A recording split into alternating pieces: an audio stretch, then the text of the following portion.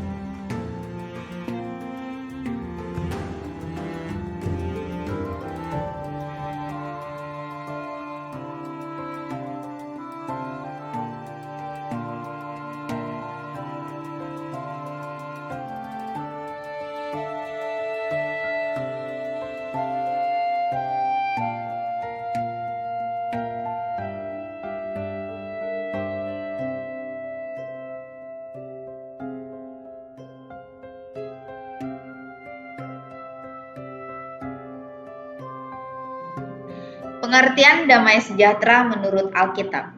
Dalam Alkitab Imamat 26 ayat 1-46 dapat dibagi menjadi 3 bagian. Bagian yang pertama, ayat 1-13 memuat janji-janji berkat dan penyertaan Allah bila bangsa Israel taat dan menjalankan perintah-perintahnya.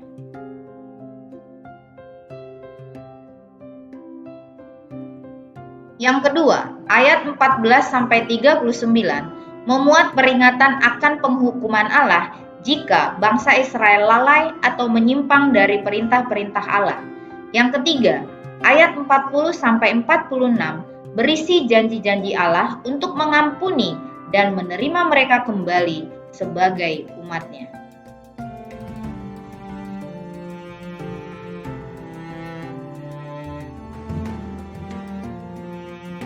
Bahwa hidup taat dan setia kepada Allah adalah pilihan yang harus diambil, tidak bisa tidak.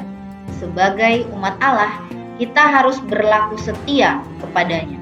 Namun, sejarah menunjukkan bahwa bangsa Israel bukanlah umat yang setia kepada Allah.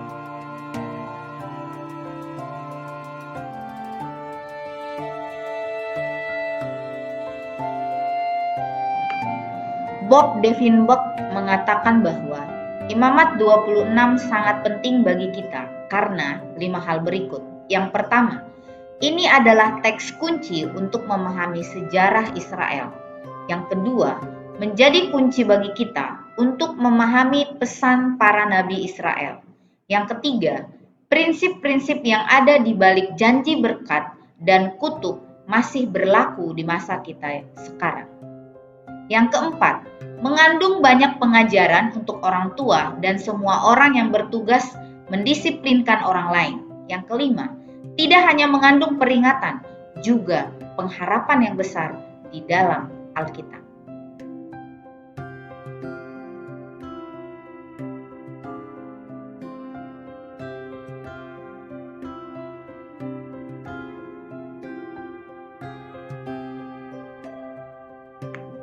Damai sejahtera Allah itu hanya dapat terwujud apabila ada kesetiaan kepada Allah yang disertai kerelaan untuk menjalani perintah-perintah dan hukum-hukumnya.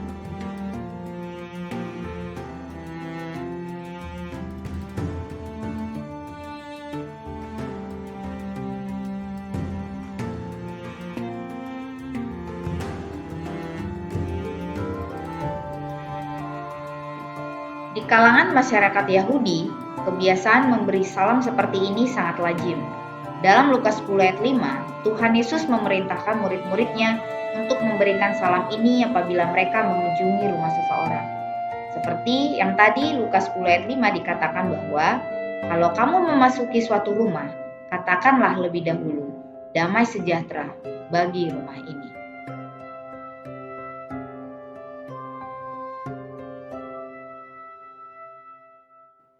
Berikut ini adalah sejumlah kata dan konsep yang digunakan untuk menerjemahkan kata shalom. Yang pertama, persahabatan, seperti yang tertulis di Zakaria 6 ayat 13. Yang kedua, kesejahteraan. Kata shalom juga berarti kesejahteraan yang menyeluruh, termasuk kesejahteraan dan kemakmuran yang semuanya berasal dari Tuhan. Tertulis di dalam 2 Raja-Raja. Yang ketiga, keamanan, tertulis di dalam Hakim-Hakim 11 ayat 31. Yang keempat, keselamatan, tertulis di dalam Yesaya 57 ayat 19.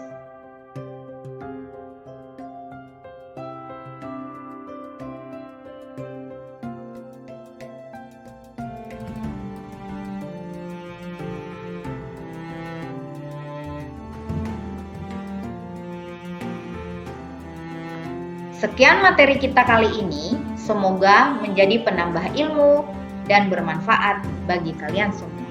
Terima kasih, Tuhan Yesus memberkati. Sarange.